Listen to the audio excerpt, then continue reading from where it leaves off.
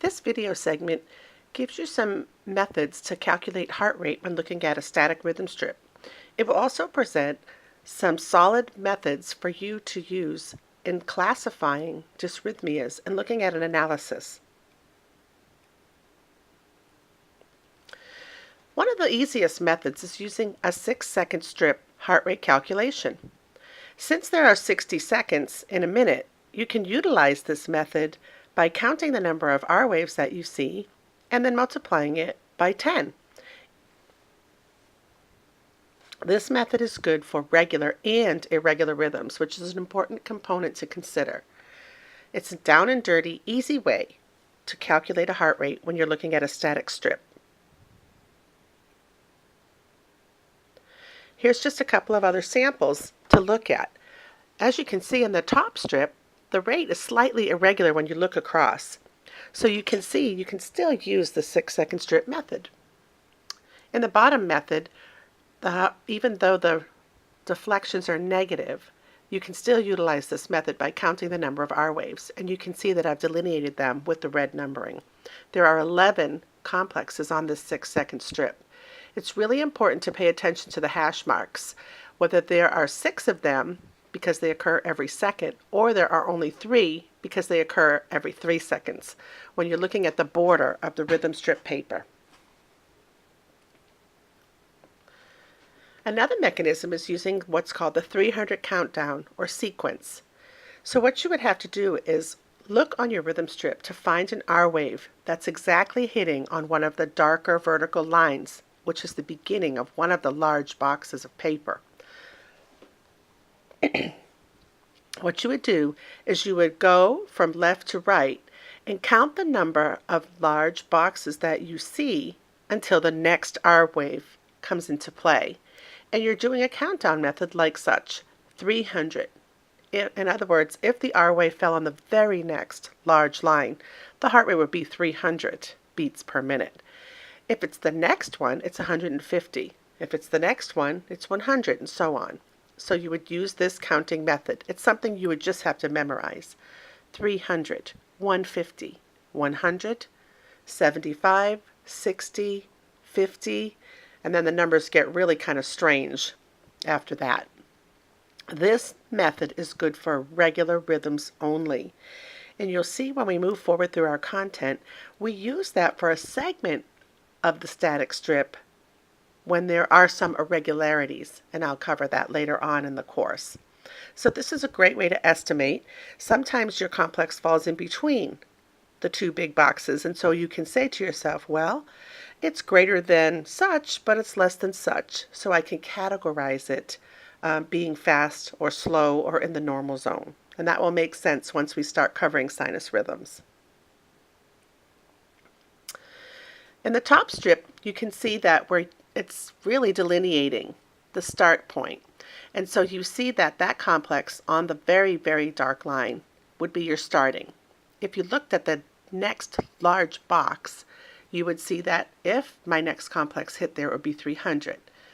The next box 150, the next box 100, the next box 75, 60, 50. As you can see, this complex, where the second arrow is, it falls between 100 and 75. So we know that the heart rate is somewhere between 75 and 100. So we're not getting a very exact rate. However, we're getting a semblance of whether this falls in the normal zone. Now, our normal heart rate is 60 to 100. So we would say that this falls in the normal zone. And when you're using your methodologies to calculate or classify your dysrhythmias, you'll see that fast, slow, or normal becomes a very critical piece. In the bottom strip, you can see that the complexes fall exactly between large boxes. So this one is super easy to calculate. When you look at your first strip before the little arrows, I would be counting over, and you can see that this would fall at the 50 heart rate method. So it would be 300, 150, 100, 75, 60, 50. So that one is pretty exact. You can also use the large boxes or the small boxes. So you're using the paper to judge where your rhythm is. Now, I will tell you, I used the small box method for about 10 years of my nursing career, believe it or not, in critical care. I couldn't remember the 300 countdown.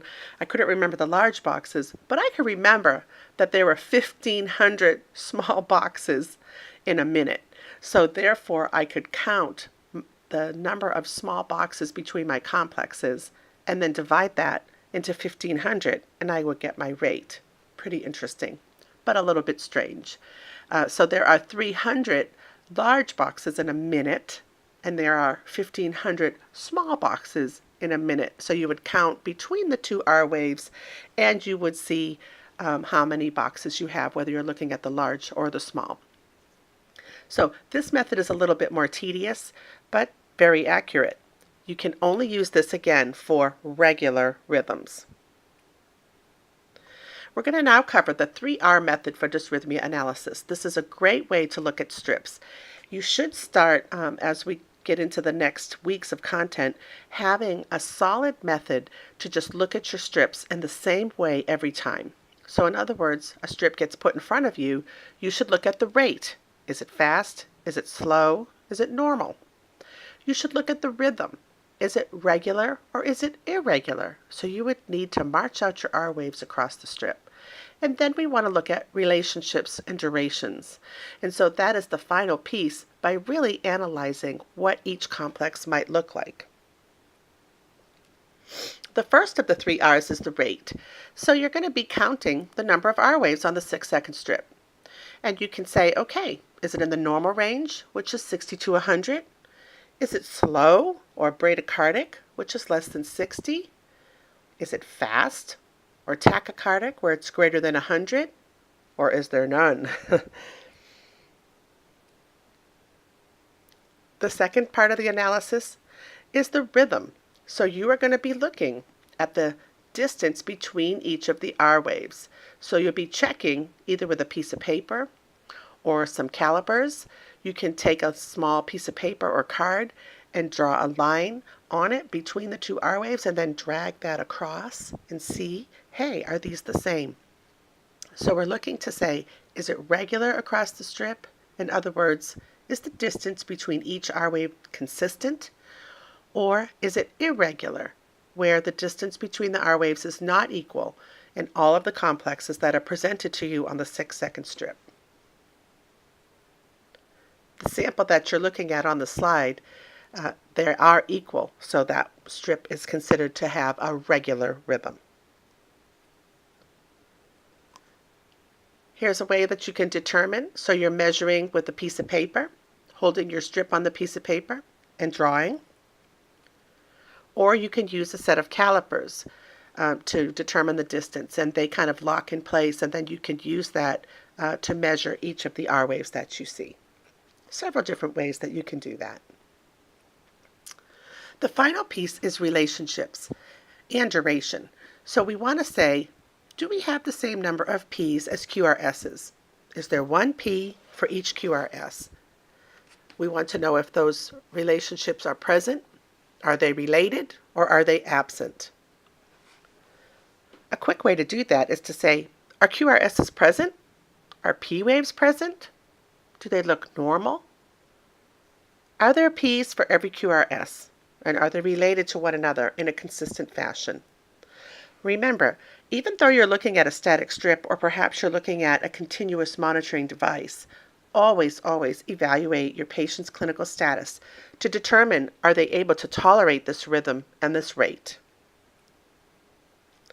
There are some ways you can classify your dysrhythmias. Sometimes they're by site. Is it initiated from the sinus node? Is it an atrial rhythm? Is it coming from that AV junction or the node or the bundle of His area? Is it coming from the ventricle? So there are different ways that you're going to see that we're going to classify these dysrhythmias. We're going to take each segment separately going forward with each week, starting with sinus and moving down. So you're going to be able to recognize very specific characteristics for each of those sites when you're classifying your dysrhythmias. It can be mechanism classification. Is it bradycardic, tachycardic, Are things premature? Are they coming early? Are there segments that are escaping, where something is coming late to the party? We have flutter, fibrillation, and then some conduction defects. So sometimes you might see sinus tachycardia.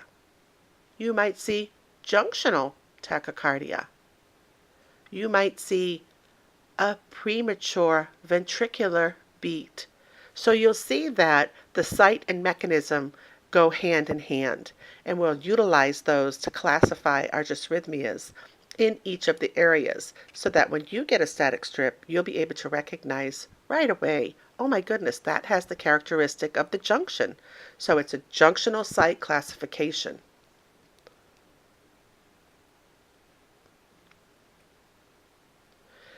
Thank you for listening to this presentation, and as always, if you have questions on any of this content, please post them to the Raise Your Hand forum on our Blackboard site.